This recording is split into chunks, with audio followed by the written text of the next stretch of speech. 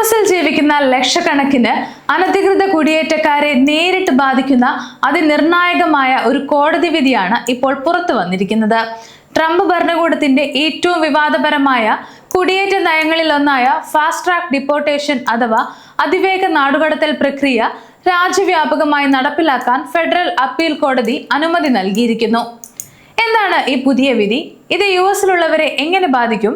ഇതിന് പിന്നിലെ നിയമ പോരാട്ടങ്ങൾ എന്തൊക്കെയാണ് എന്നാണ് നമ്മൾ ഇന്ന് വിശദമായി നോക്കുന്നത്. എന്താണ് ഈ പുതിയ കോടതി വിധി എന്ന് ആദ്യമേ ഒന്ന് നോക്കാം.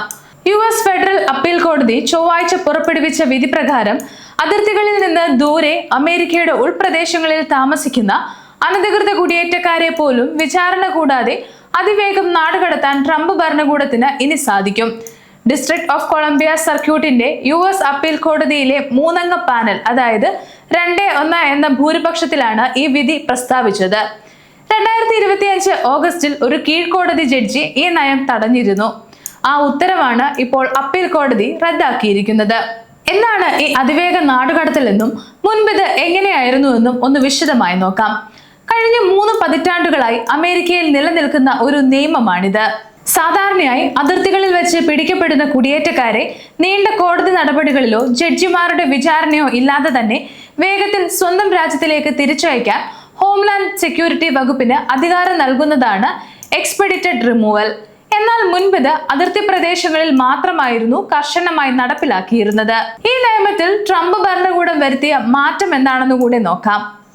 2025 ജനുവരിയിൽ അധികാരമേറ്റയുടൻ ട്രംപ് ഭരണകൂടം ഈ നിയമത്തിന്റെ വ്യാപ്തി വൻതോതിൽ വർദ്ധിപ്പിച്ചു. പുതിയ ഉത്തരവ് പ്രകാരം അമേരിക്കയിൽ എവിടെ വെച്ച് പിടിക്കപ്പെടുന്ന അനധികൃത കുടിയേറ്റക്കാരെയും അതിവേഗം നാടുകടത്താം. എന്നാൽ ഒരു നിബന്ധനയുണ്ട്. തങ്ങൾ കഴിഞ്ഞ 2 വർഷമായി തുടർച്ചയായി അമേരിക്കയിൽ താമസിക്കുന്ന ആളാണെന്ന് തെളിയിക്കാൻ അവർക്ക് സാധിക്കണം. ഇത് തെളിയിക്കാൻ കഴിഞ്ഞില്ലെങ്കിൽ രാജ്യത്തിന്റെ ഏത് കോണിൽ നിന്നാണെങ്കിലും അവരെ കോടതി നടപടികൾ ഇല്ലാതെ നാടുകടത്താൻ ഇമിഗ്രേഷൻ ഉദ്യോഗസ്ഥർക്ക് അധികാരം ലഭിക്കും. ഇത് ട്രംപ് ഭരണകൂടം മുൻപ് 2019 കൊണ്ടുവന്നതും പിന്നീട് ബൈഡൻ ഭരണകൂടം റദ്ദാക്കിയതുമായ നയത്തിന് സമാനമാണെന്നാണ് റിപ്പോർട്ടുകൾ. ഇതിനെതിരെയുള്ള നിയമ പോരാട്ടം എന്തായിരുന്നു? കീഴ്ക്കോടതി എന്തുകൊണ്ടാണ് ഇത് തടഞ്ഞത് എന്നും കൂടെ ഒന്ന് നോക്കാം. കുടിയേറ്റക്കാരുടെ അവകാശങ്ങൾക്കായി പ്രവർത്തിക്കുന്ന മേക്ക് ദ റോഡ് ന്യൂയോർക്ക് എന്ന സംഘടന ട്രംപ് ഭരണകൂടത്തിന്റെ ഈ നയത്തിനെതിരെ കോടതിയെ സമീപിച്ചു. തുടർന്ന് യുഎസ് ഡിസ്ട്രിക്ട് ജഡ്ജിയായ ജിയാകോം ഈ ഉത്തരവ് നടപ്പിലാക്കുന്നത് തടഞ്ഞു. രാജ്യത്തിന്റെ ഉൾപ്രദേശങ്ങളിൽ കഴിയുന്ന കുടിയേറ്റക്കാരെ പെട്ടെന്ന് പിടികൂടി നാടുകടത്തുന്നത് അവരുടെ ഭരണഘടനാപരമായ അവകാശങ്ങളുടെ ലംഘനമാണെന്നാണ് ജഡ്ജി വ്യക്തമാക്കിയിരുന്നത്. എന്നാൽ ഇപ്പോൾ അപ്പീൽ കോടതി ട്രംപിന് അനുകൂലമായി വിധി എഴുതാൻ കാരണം എന്താണെന്നാണ് പലരും ചോദിക്കുന്നത്. അപ്പീൽ കോടതിയിലെ ഭൂരിപക്ഷ വിധി എഴുതിയ ജഡ്ജി ജസ്റ്റിൻ വാക്കർ വ്യക്തമാക്കിയത് കോൺഗ്രസ് അനുവദിച്ചിട്ടുള്ള പരമാവധി പരിധി വരെ ഈ അതിവേഗ നാടുകടത്തൽ വ്യാപിപ്പിക്കാൻ ട്രംപ് ഭരണകൂടത്തിന് അവകാശമുണ്ടെന്നാണ്. കുടിയേറ്റക്കാരെ നാടുകടത്തുന്നതിന് മുൻപ് അവർക്ക് നോട്ടീസ് നൽകുന്നുണ്ടെന്നും തങ്ങൾ 2 വർഷമായി ഇവിടെയുണ്ടെന്ന് തെളിയിക്കാനുള്ള അവസരം നൽകുന്നുണ്ടെന്നും കോടതി നിരീക്ഷിച്ചു.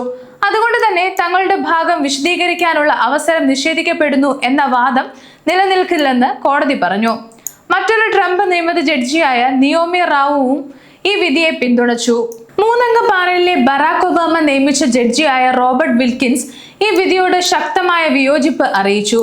അമേരിക്കയുടെ ഉൾപ്രദേശങ്ങളിൽ കഴിയുന്ന ആളുകളോട് അവർ എത്ര കാലമായി ഇവിടെ ജീവിക്കുന്നു എന്ന് ചോദിക്കുക പോലും ചെയ്യാതെ അതിവേഗ നാടുകടത്തലിന് വിധേയമാക്കുന്നത് തികച്ചും അപര്യാപ്തമായ നിയമ നടപടിയാണെന്ന് അദ്ദേഹം തന്റെ വിയോജനക്കുറിപ്പിൽ ചൂണ്ടിക്കാണിച്ചു. ഈ വിധിയെ ട്രംപ് ഭരണകൂടം വലിയ വിജയമായാണ് കാണുന്നത്. നിയമം അതിന്റെ പൂർണ്ണ രൂപത്തിൽ നടപ്പിലാക്കാനുള്ള തങ്ങളുടെ തീരുമാനത്തെ കോടതി ശരിവച്ചിരിക്കുകയാണെന്ന് ഹോംലാൻഡ് സെക്യൂരിറ്റി വകുപ്പിന്റെ ജനറൽ കൗൺസിലറായ ജെയിംസ് പെർസിവൽ പ്രസ്താവനയിൽ പറഞ്ഞു.